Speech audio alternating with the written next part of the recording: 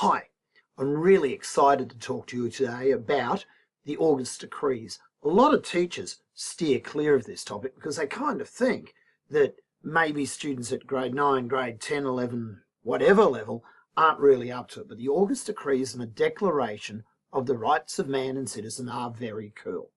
Now, I know what you're thinking. I think you're there going, yeah, look, the reign of terror takes everyone's rights away. So this whole Declaration of Rights doesn't really work very much. They were chopping off heads everywhere.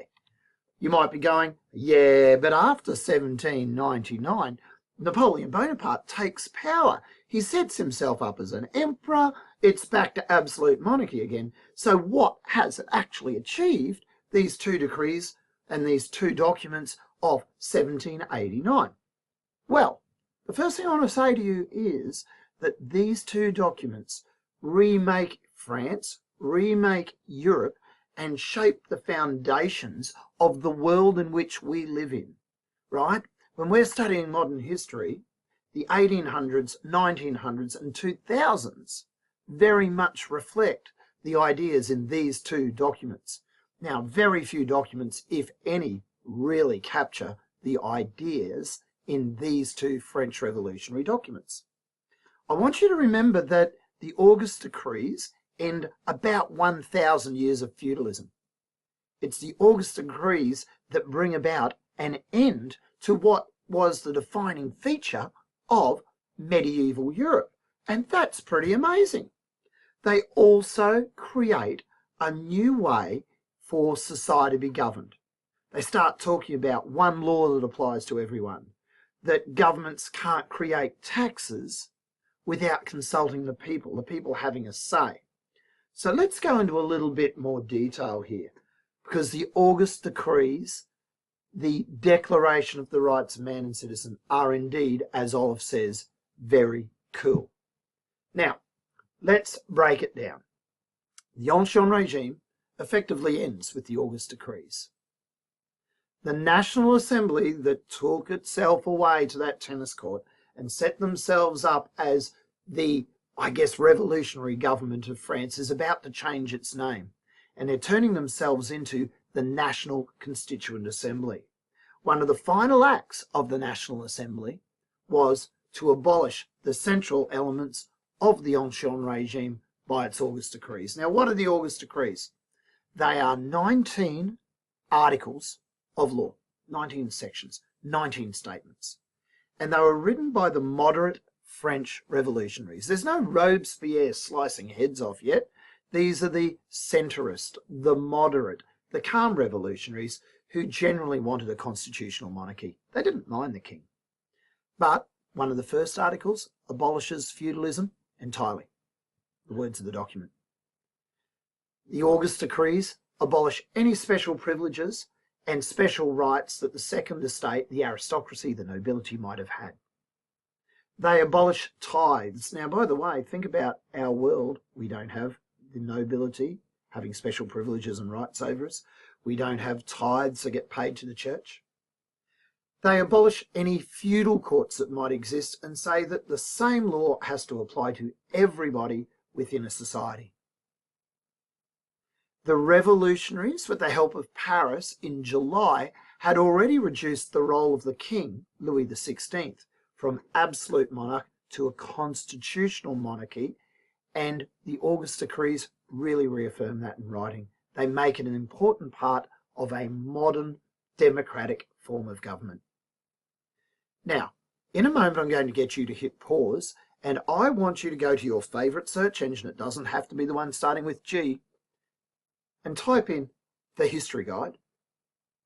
Type in the word decree, August 4, 1789. Let's actually have a look at it. You'll end up going to a site, hopefully, that looks like this. And if you really want to hit pause on this screen and type it in, you can type in that URL. Because what I want to do in a moment is get you to have a look at the actual document. You can take your time with it and scribble on it and think about it, but actually read a document from 1789 translated into English by historians. In French, this is what the August decrees actually look like. You can see in Roman numerals, 1, 2, 3, up to 19. They're your 19 articles. And I think it's interesting when we have a look at this document to think, what is it that these documents reveal about French society? So take a moment, find this website, pause it, have a look at it, think about what's in there. Read the articles, scroll through it. Take a moment now, pause the video, scroll through the website. It's amazing the things that come up there. I actually quite like Article 2 abolishes the private ownership of pigeons and dovecots by the nobility, because the pigeons would come down and eat the peasants' seeds. So take a moment, pause. I'm going to pause now as well. Think about what you're looking at there, scroll through, get a feel for the document. So I think you probably paused the video there, played with that website, had a look at it, maybe did a couple of screen captures. Let's think about what these conclusions might be that we can draw from that document. Let's see what people are concerned about that led to the August Decrees. What was it that bothered them about the Ancien regime? Well, firstly, it's pretty clear from the August Decree that there was a deep resentment across France with the feudal system and the privileges that the First and Second Estates had.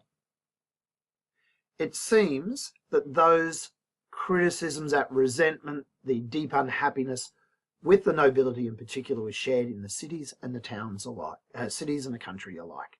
It wasn't just peasants, it wasn't just the menu people, the average town workers. It was across the board in the Third Estate. There seems to be a pretty strong desire for new laws that treated everyone equally. And remember that liberty, equality, fraternity, brotherhood or community, this was something deeply, deeply felt as a motto for the revolutionaries. So there's a desire for community, of brotherhood across all society, no special privileges. It doesn't take long to get into the August Decree to see that the average member of the Third Estate who'd written the cahiers wanted to get away from paying a 10% tax to the church. They didn't want some roles of society being exclusively run by the wealthiest nobility. They wanted a meritocracy. They wanted people to be able to get to whatever position in society they could on their own skills, strengths, their own merits, something we believe in today. You're not excluded from any roles in society because of the class you're born into. We can argue about racism and sexism, and maybe we've still got battles to go, but you're not blocked because of where you are born into in society. There was a deep desire for equal tax across the system, and there was a desire, as we get towards the end of the document, for a king, but for that king to be accountable to the nation and for the king to be limited in his powers by a constitution. And that gives you hopefully a good idea of what the August Decrees were about.